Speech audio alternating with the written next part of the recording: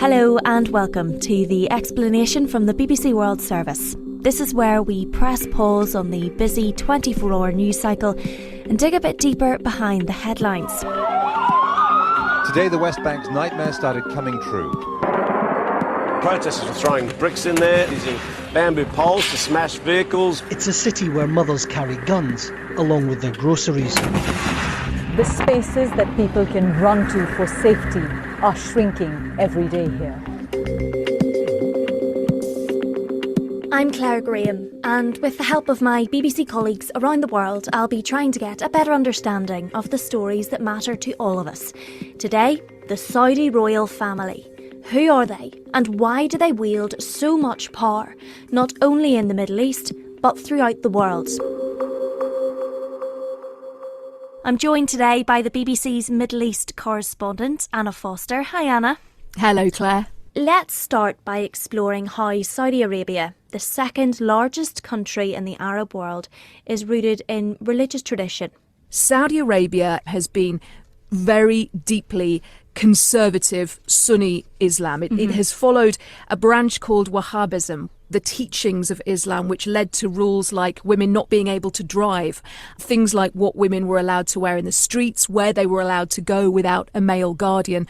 All of these things were linked to this very conservative branch of Islam.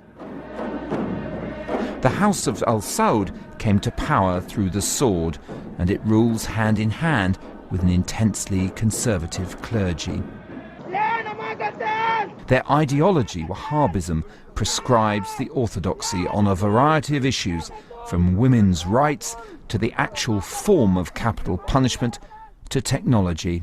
They are the Sunni Muslim superpower, essentially, in the Middle East and in the world. If you look at the two holiest sites, the mosques at Mecca and Medina, the Masjid al-Haram and the Prophet's Mosque in Medina, the two holiest mosques are both in Saudi Arabia.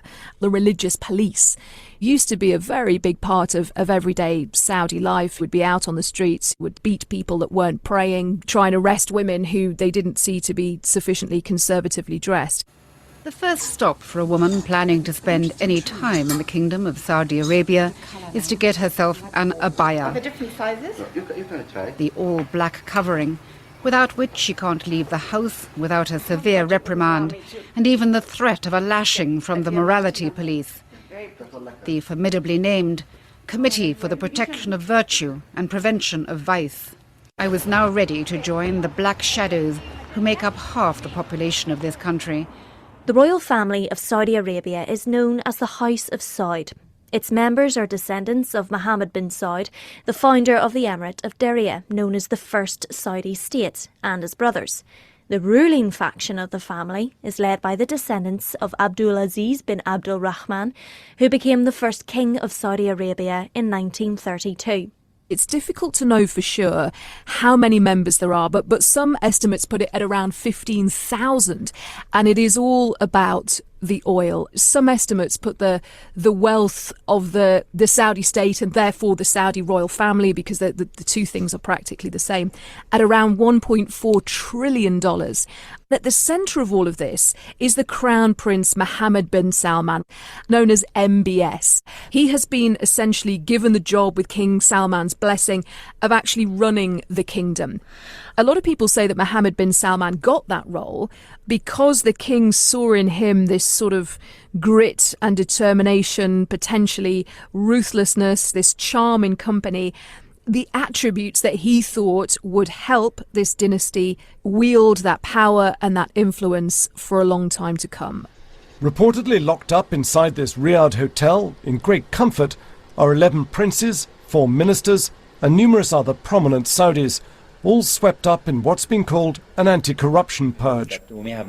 Top of the arrest list is the outspoken billionaire Prince Al-Walid bin Talal, owner of London's Savoy Hotel, investor in Twitter and Apple, friend of Prince Charles, and now amongst those accused of corruption and abuse of power. There are two very distinct narratives on that story. What he says when he's asked about it is that he was trying to get rid of corruption, which had been a problem for a long time. So he was rounding up these people who'd been, essentially siphoning away funds from the people, and he was trying to get them to reform their ways, basically. But on the other side of things, you have people who look at this quite ruthless act and say that it was Mohammed bin Salman trying to make sure that his rivals were neutralised. And has Mohammed bin Salman convinced an ultra-conservative nation to suddenly go in this direction? What has helped him is that the Saudi population is very young. 2/3 of the Saudi population are under the age of 30. You have this younger population who see some of the rights and freedoms that have been available to other people of their age around the world. They really want to see reform. You know, things like social media have changed the world for a lot of people. You know, they can start to see what the rest of the world is like, what other countries are like. But you've also got to bear in mind that the press, the media is very censored. There are lots of things they can't talk about. Criticism of the Saudi royal family is absolutely frowned upon.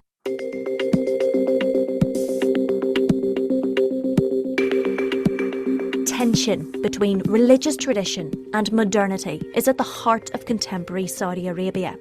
And the Crown Prince's apparent appetite for reform has been overshadowed by shocking stories featuring the royal family itself.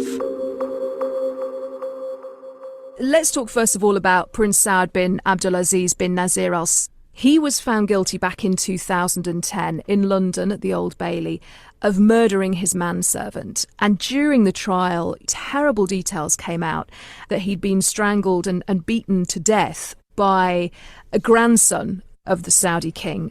You know, it drew people's attention to this almost untouchable position that some members of the Saudi royal family thought that they held, even outside the Kingdom of Saudi Arabia. The judge on that day said, you know, no one in this country is above the law. He was actually a few years later, and quite controversially, transferred to serve the rest of his prison sentence in Saudi Arabia. A more recent one, Basma bint Saud, who's a Saudi princess, she was going for medical treatment. She was getting ready to fly to Switzerland in March of 2019 when she was arrested, and she was ultimately held for nearly 3 years without charge. There was never an official explanation of why, but her supporters said that they believed it was because she was an outspoken critic of abuses, human rights abuses in Saudi Arabia. And it was the fate of another outspoken critic of the Saudi regime that would see Mohammed bin Salman condemned around the world. On the 2nd of October 2018, Jamal Khashoggi entered the Saudi consulate in Istanbul to collect papers for his upcoming wedding.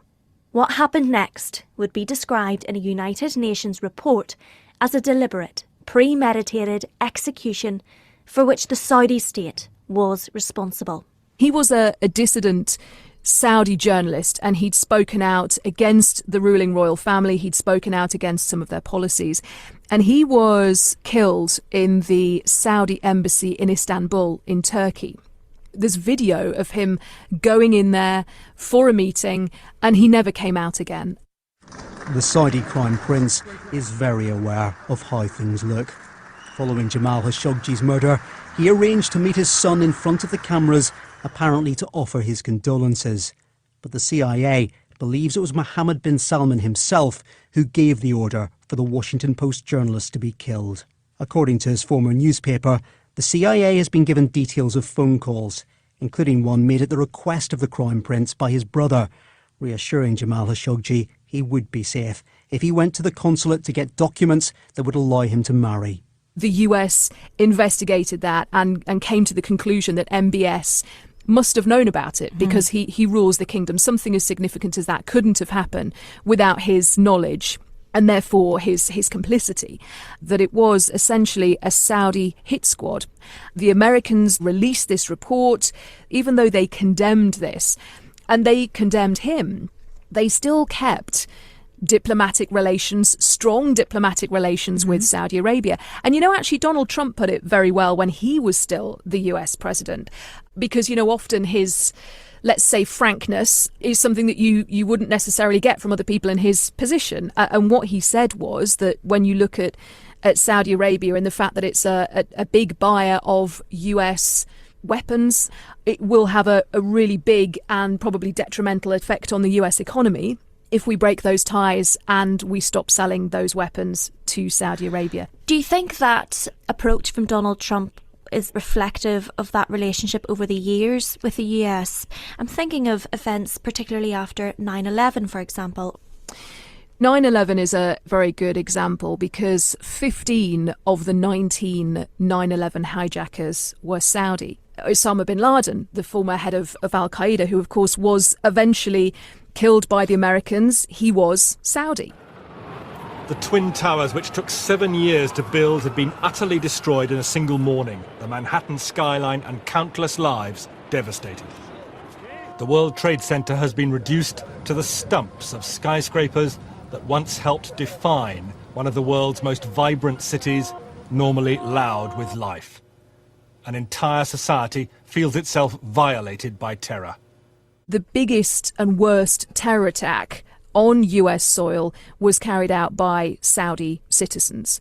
But the relationship continued because they need each other. You know, it's really interesting when you look at the Middle East in the context of the wider world. And if we pull forward to Joe Biden, when he became the US president, when he took over from Donald Trump, something that he really wanted to do was reset US foreign policy. Some people would describe it as being bogged down in the Middle East. Conflicts in Iraq and Afghanistan. He wants to sort of change his focus towards places like China. He's almost kind of holding his nose. You know, when he was on the campaign trail, he spoke very strongly about Saudi Arabia and about how, you know, he would try and change and reset and recalibrate that relationship. But the Middle East keeps drawing him back because it's such a fundamental piece in the jigsaw of world diplomacy, world politics. It is absolutely crucial to the stability of the wider world. Saudi Arabia and Iran are two powerful neighbours with a strategic rivalry going back decades in the Middle East. They each follow one of the main branches of Islam. Iran is largely Shia Muslim, while Saudi Arabia is Sunni Muslim. Uprisings across the Arab world have led to political instability, exploited by both Iran and Saudi Arabia, keen to expand their influence in the likes of Syria, Bahrain and Yemen. Here in Lebanon, you have the Hezbollah group, who are a proscribed group in many parts of the world. They are part of the government here. They de facto control large parts of the country, and they are funded by Iran. So Iran has these sort of proxy groups in different countries around the Middle East. So that is how they spread their influence here. If you look at Yemen, the conflict that's going on in Yemen at the moment is essentially a proxy conflict. And just in case, you know, that's an expression that you haven't come across before, it means that while you have, you know, the Saudi-led coalition and the Houthi rebels fighting each other in Yemen, essentially it is a war between Saudi Arabia and Iran, which is taking place on Yemeni soil. Another Arab civil war is pulling in its neighbours. The Houthi advance on Aden, the main town in southern Yemen, convinced the Saudis and their allies that the time had come to act. The capital, Sana'a, under Houthi control was hit. For a generation, Yemen has been fractured by insurgents, jihadists, poverty, hunger and thirst.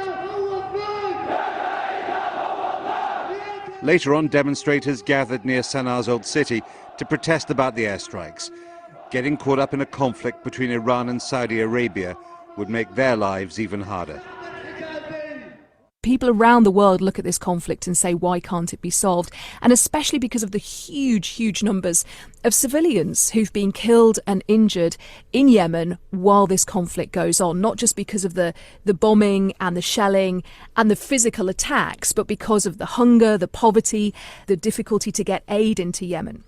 Has IS played a role in the changes that Crown Prince Mohammed bin Salman has tried to make? The reputation for having Islamic State fighters, arms being put into the wrong hands.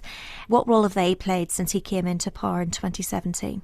So Al-Qaeda, which was the predecessor, really, to Islamic State, it was the thing that Islamic State was born out of in many ways. And they and Al-Qaeda, even though they had very similar aims and objectives, were sort of always against each other. But that is rooted in what we were talking about earlier, this very conservative Wahhabism. And this gives you an example of how Saudi Arabia is trying to sort of break the ties with that very conservative form of Islam. They changed the date of their foundation day because this new date, it takes the usual celebration of when the kingdom was founded back to 1727, which is about 18 years before the date that they had always used previously. And the reason they did that is because it distances Saudi Arabia from this Wahhabi school of Islam, because the two things were sort of forged at the same time, and they wanted to try and make a historical break, a cultural and a social break as well. The House of Saud continues to attract condemnation and controversy on a global scale. Amnesty International reports an increase in human rights abuses, including mass executions in Saudi Arabia. And the kingdom's massive investment in international sports and entertainment has been a major cause for concern. So, can the Saudi royal family continue to represent stability in the Middle East, or will its reputation risk its control? We've talked about Mohammed bin Salman as reformer, but we've also talked about the issues, the human rights issues. There's been a crackdown on prominent intellectuals. Clerics, reformists have been detained as well. You know, in 2018, 13 women's rights activists who'd led this campaign to lift a ban on women driving were arrested. At least 4 of them said they were tortured and sexually harassed while they were in prison. Lujan al-Haslul, the most prominent activist, she was found guilty of crimes against the state in 2020. It's among the world's top executioners, so it's vitally important to talk about the extensive use of the death penalty. While there are dissidents who are, sometimes suggesting that a democracy might be the way forward, it doesn't seem to be the prevailing popular opinion. We're not looking at an Arab Spring situation yet for Saudi Arabia, where people are out there in large numbers calling for reform. You've been listening to The Explanation on the BBC World Service with me, Claire Graham. My guest today was the BBC's Middle East correspondent, Anna Foster. And if you'd like to hear more episodes, including an explanation on how decades of turbulence have shaped Iran, subscribe now on BBC Sounds.